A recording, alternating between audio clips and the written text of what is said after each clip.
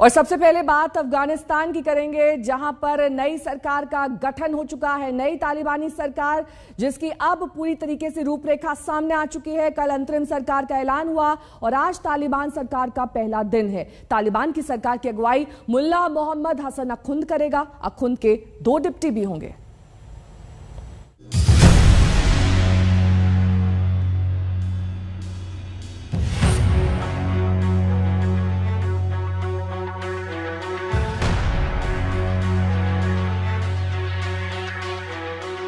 काबुल पर कब्जे के 23 दिन बाद आखिरकार वो घड़ी आ गई जब तालिबान ने किसी तरह अपनी अंतरिम सरकार का ऐलान कर दिया। जैसी अटकलें थीं, ऐलान उसी के मुताबिक हुआ। मुल्ला मोहम्मद हसन अखुंद को अफगानिस्तान का नया प्रधानमंत्री घोषित किया गया है। मुल्ला मोहम्मद हसन अखुंद वर्तमान में तालिबान के शक्तिशाली निर्णय लेने वाले निकाय रहबारी शुरा या नेतृत्व परिषद का प्रमुख है। मुल्ला हसन अखुंद का ताल्लुक कंधार से है। अब तालिबान की पूरी कैबिनेट पर एक नजर डालिए। प्रधानमंत्री मुल्ला मोहम्मद हसन अखुंद, उप प्रधानमंत्री मुल्ला बरादर और अब्दुल सलाम हनाफी, गृह मंत्री सिराजुद्दीन हक्कानी, रक्षा मंत्री मोहम्मद याकूब मुजाहिद, वित्त मंत्री मुल्ला हिदायतुल्लाह बदरी, विदेश मंत्री मौलवी आमिर खान मुत्तकी, शिक्षा मंत्री शेख मौलवी नूरुल्लाह मुनीर, शरणार्थी मामलों के मंत्री खलीलुर रहमान हक्कानी, उप विदेश मंत्री शेर मोहम्मद स्टेनकज़ई, संस्कृति मंत्रालय के डिप्टी मिनिस्टर ज़बीहुल्लाह मुजाहिद। तालिबान की नई सरकार का ऐलान ऐसे दिन में हुआ जब काबुल की सड़क पर महिलाओं ने विशाल प्रदर्शन किया। ये तस्वीरें उसी प्रदर्शन की हैं। ये लोग तालिबान और पाकिस्तान के बीच चल रही साठगांठ के खिलाफ अपना आक्रोश दिखा रहे थे, क्योंकि खबरें ये भी हैं कि तालिबानी सरकार पाकिस्तान के मशवरे के बाद बनाई गई है। महिलाओं के इस प्रदर्शन से तालिबान ऐसा बौखलाया कि प्रदर्शनकारियों को तितर बितर करने के लिए उसे हवाई फायरिंग तक का सहारा लेना पड़ा।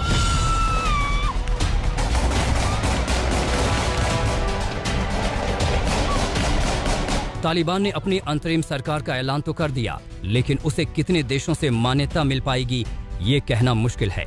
सरकार बनने से ठीक पहले तुर्की के विदेश मंत्री यूसुफ एरिम ने अपने बयान में दुनिया से अपील की है कि वो तालिबान की सरकार को मान्यता देने में किसी तरह की जल्दबाजी ना करे।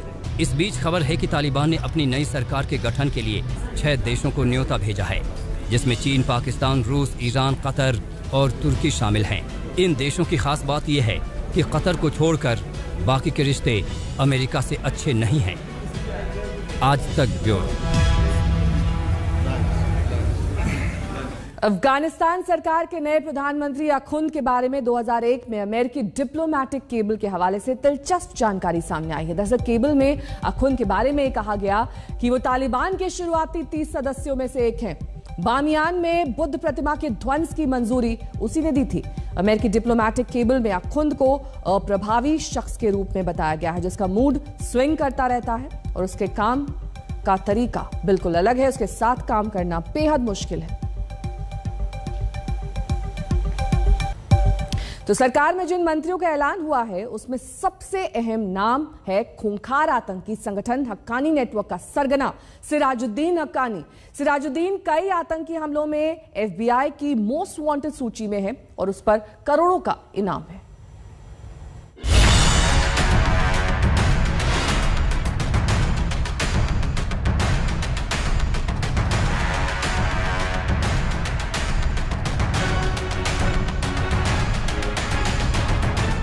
गौर से देख लीजिए इस शख्स को। ये अफगानिस्तान का नया गृह मंत्री सिराजुद्दीन हक्कानी है। लेकिन अगर सिराजुद्दीन हक्कानी को सिर्फ अफगानिस्तान का नया गृह मंत्री बताएं तो इसका परिचय अधूरा रह जाएगा। इसलिए आइए अब हम आपको अफगानिस्तान के नए गृह मंत्री की पूरी कुंडली बताते हैं, जिससे आपको पता चल जाएगा कि काबुल में तालिबान के आने के बाद पूरी दुनिया में क्यों हाय तौबा मची है।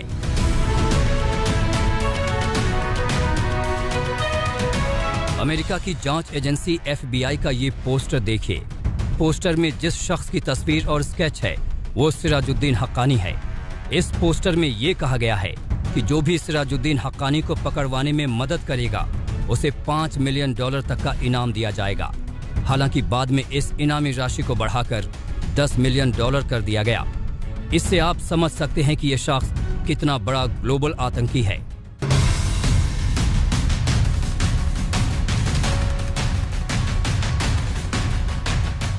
जी हां, अफगानिस्तान का नया गृह मंत्री सिराजुद्दीन हक्कानी अमेरिका की नजर में मोस्ट वांटेड आतंकी है, जिस पर $10 मिलियन का इनाम है, यानी $1 करोड़ का इनामी आतंकी।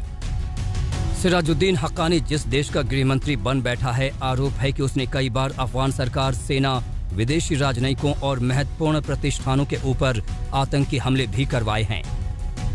अपने पिता जलालुद्दीन हक्कानी की मौत के बाद उसने हक्कानी नेटवर्क की कमान संभाली थी।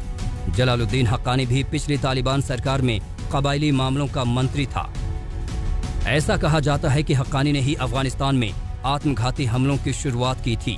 7 जुलाई 2008 को काबुल में भारतीय दूतावास पर आत्मघाती कार बम हमले में भी हक्कानी का नाम आता है। इस हमले में 58 लोगों की मौत हुई थी।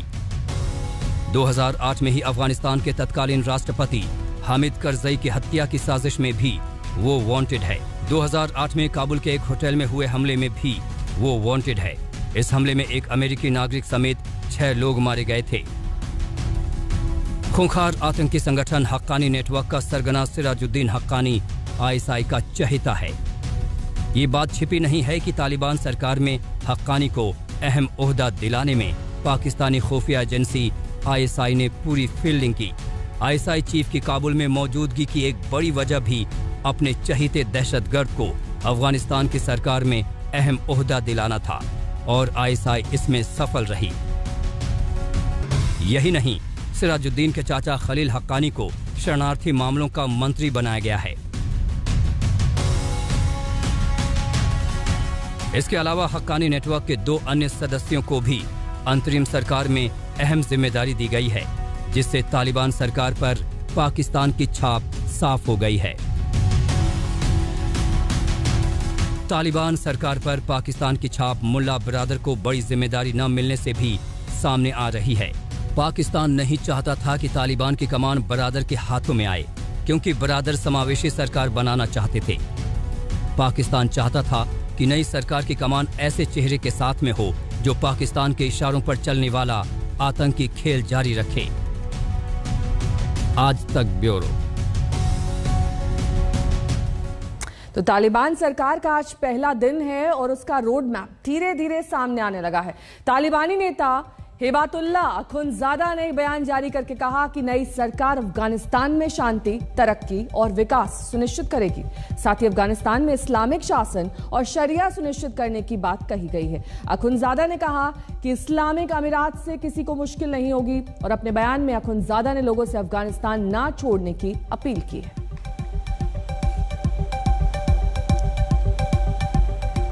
और इस बीच तालिबान के शिक्षा मंत्री अब्दुल बकी हक्कानी का एक बयान सामने आया है।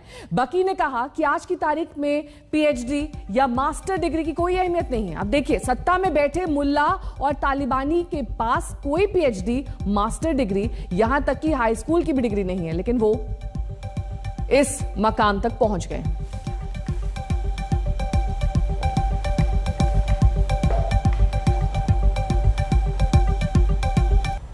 अफगानिस्तान के हालात पर भारत की करीबी निगाहें हैं। आज देश के सुरक्षा सलाहकार अजीत डोभाल अपने रूसी समकक्ष निकोले पेत्रुशेव से मुलाकात करेंगे। ये मुलाकात अफगानिस्तान में तालिबान के सत्ता में आने के बाद हो रही है। उम्मीद जताई जा रही है कि विभिन्न द्विपक्षीय मसलों के साथ अफगानिस्तान पर भी चर्चा की जाएगी।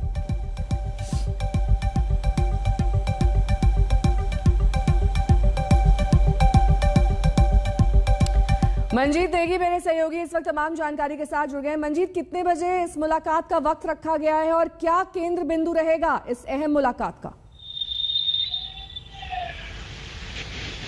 नेहा, रूस के राष्ट्रीय सुरक्षा सलाहकार 2 दिन के भारत दौरे पर हैं और आज अजीत डोभाल के साथ उनकी बैठक होने वाली है। 11 बजे के आसपास का वक्त है और निश्चित तौर पर जिस तरह के अफगानिस्तान के हालात हैं उसको लेकर सबसे ज्यादा फोकस रहेगा बातचीत को लेकर, क्योंकि अब जिस तरह से तालिबान ने वहां पर सरकार बना ली है उसके बाद के जो हालात हैं वहां पर दोनों के हित जुड़े हुए हैं, चाहे रूस की बात की जाए, चाहे भारत की बात की जाए, सामरिक तौर पर या दूसरे मुद्दों पर। इसीलिए ये ये भी बताना चाहूंगा कि कई वरिष्ठ अधिकारी भारत दौरे पर थे, तो कोशिश यही की जा रही है कि वहां जिस तरह से तालिबान ने वहां पर सरकार बना ली है, किस तरह से। ठीक है मंजीत, बहुत बहुत शुक्रिया इस तमाम जानकारी के लिए आपका। बात करनाल में चल रहे किसानों के आंदोलन की करेंगे। 28 अगस्त किसानों पर हुए लाठीचार्ज को लेकर किसान एसडीएम की बर्खास्तगी की मांग कर रहे हैं। इस मांग को लेकर किसान कल रात से ही करनाल के मिनी सचिवालय के बाहर धरने पर बैठ गए।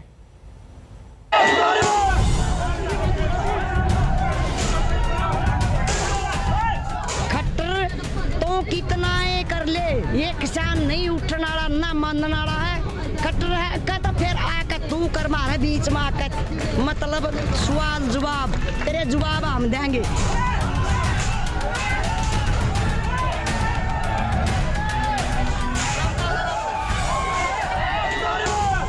बैरिकेडिंग तोड़ते प्रदर्शनकारी। प्रदर्शनकारियों पर पानी के फव्वारे छोड़ते पुलिसकर्मी। धरने पर बैठे किसान। करनाल एक बार फिर किसान आंदोलन की रणभूमि बन गई। 28 अगस्त को किसानों पर लाठीचार्ज कराने वाले एसडीएम आयुष सिन्हा की बर्खास्तगी की मांग को लेकर किसान कल मिनी सचिवालय का घेराव करने निकले थे, लेकिन प्रशासन ने धारा 144 लगाकर पूरे प्रदर्शन को गैर कानूनी करार दे दिया। लेकिन आप देख सकते हैं सभी किसान भाइयों का अनुरोध है शांतिपूर्वक बैठ जाए।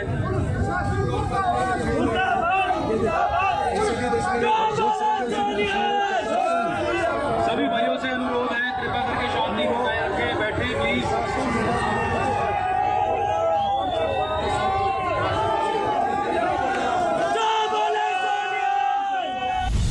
करनाल पुलिस प्रदर्शनकारी किसानों से हटने की गुहार लगाती रही, लेकिन किसान आगे बढ़ते रहे। कुछ युवा बैरिकेडिंग पर चढ़ गए और उसे तोड़ने की भी कोशिश की गई। सचिवालय की तरफ बढ़ते किसानों को तितर बितर करने के लिए पुलिस ने पानी के फव्वारे प्रदर्शनकारियों पर छोड़ दिए,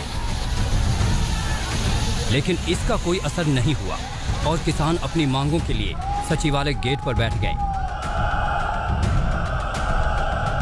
भाई या तो वो अपनी हमारी मांग पूरी करेगा, नहीं करेगा तो भैया कितना लंबा टाइम बैठना पड़ जाए, हम बैठने के लिए तैयार है, हम पीछे नहीं हटेंगे। कल देर शाम से किसानों का धरना जारी है। किसानों के लिए लंगर भी शुरू हो गया है। ऐसे में माना जा रहा है कि अगर मांगे न मानी गई तो धरना लंबा खींच सकता है। महीने से नहीं मान रही, वो एक दिन में मान जाएगी। अभी तो ये आंदोलन पूरे देश भर में होंगे। किसानों के आंदोलन का असर अब हाईवे पर दिखने लगा है। हरियाणा के जींद में किसानों ने करनाल में आंदोलनरत किसानों के समर्थन में जींद रोहतक दिल्ली हाईवे जाम कर दिया। जींद में पहले से ही कई मुख्य मार्ग जाम हैं, यानी साफ है कि अब किसान आंदोलन का केंद्र दिल्ली बॉर्डर से हरियाणा शिफ्ट हो गया है। मौसमी सिंह के साथ कुमार कुणाल, करनाल आज तक। मेरी सहयोगी मौसमी सिंह इस वक्त तमाम जानकारी के साथ जुड़ गई। मौसमी, देखिए बल प्रयोग भी किया गया, उसके बाद भी किसान तितर बितर नहीं हुए। आज स्थिति वहां पर क्या है? नियंत्रण में है या फिर एक बार फिर उसी संख्या में किसान दिखाई देने वाले हैं? देखिए नेहा, कल जो दृश्य देखने को मिली, जो नज़ारे तस्वीर देखने को मिली, उससे कहीं ना कहीं हरियाणा सरकार को भी किसानों की तरफ से एक बड़ा संदेश देने की कोशिश थी। इतनी भारी तादाद में जो भीड़ आई और सारी भीड़ सचिवालय मिनी सेक्रेटेरिएट पहुंची। उसके बाद रात किसान नेताओं ने और किसानों ने सचिवालय के बाहर ही बिताई और आज जिस तरह से उनका मूड और मिजाज नजर आ रहा है, उन्होंने साफ कह दिया है कि वो यहाँ से तब तक नहीं हिलेंगे जब तक प्रशासन उनकी मांगे मान नहीं लेता। तो ऐसे में देखना होगा क्या बीच का रास्ता, क्या कोई मध्यस्थता का एक बार फिर से प्रयास प्रशासन करेगा, क्योंकि राष्ट्रीय राजमार्ग बिल्कुल बगल में है और ऐसे में लगातार लॉ एंड ऑर्डर के मायने से या यातायात के मायने से ये हमेशा खतरा रहता है कि वो अस्त व्यस्त ना हो। ऐसे में नेताओं का कहना है कि वो यहीं बैठे रहेंगे। प्रशासन की तरफ से मुस्तैदी बरती जा रही है। देखना है कि क्या फिर से बातचीत का दौर शुरू होता है। नेहा, बहुत बहुत शुक्रिया मौसमी इस तमाम जानकारी के लिए आपका।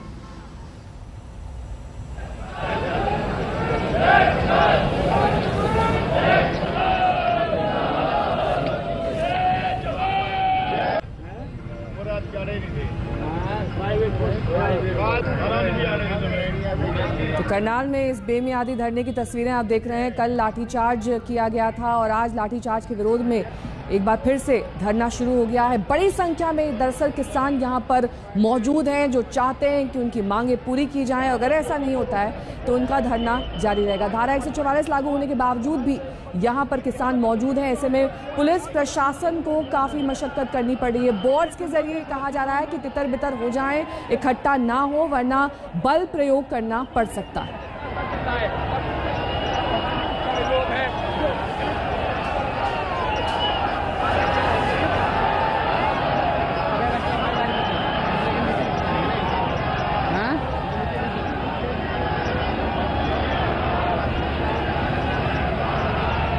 किसान अपनी मांग पर अड़े हुए हैं, पुलिस प्रशासन भी मुस्तैद है। अब देखना ये होगा कि आज का दिन कैसा रहने वाला है, क्योंकि आज एक बार फिर से किसान धरना देने के लिए मौजूद हैं। बड़ी संख्या में महिलाएं भी शामिल हो रही हैं इस धरने में और ये कहा जा रहा है कि ये बेमियादी धरना है, इसकी कोई मियाद नहीं है। कब तक ये चलेगा इस पर कोई क्लैरिटी अभी तक नहीं है।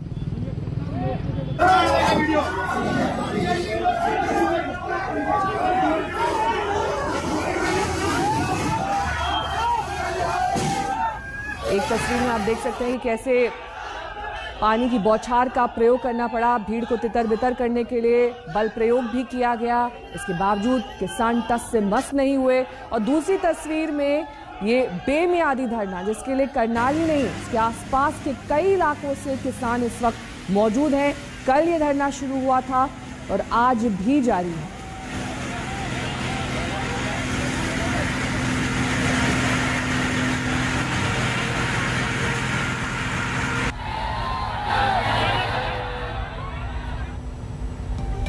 इसी के साथ यहां रुकना होगा। इस ब्रेक के लिए फौरन होंगे हाजिर कुछ और खबरों के साथ। देखते रहिए आज तक।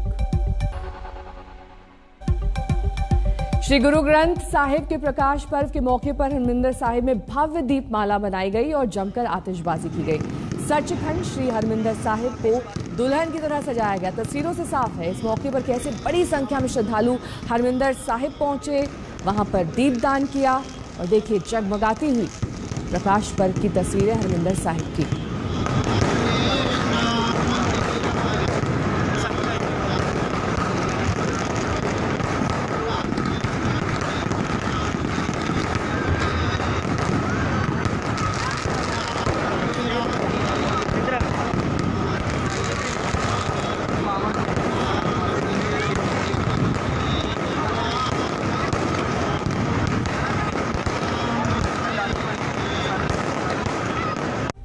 इसी के साथ यहां रुकना होगा। इस ब्रेक के लिए फौरन होंगे हाजिर कुछ और खबरों के साथ। देखते रहिए आज तक।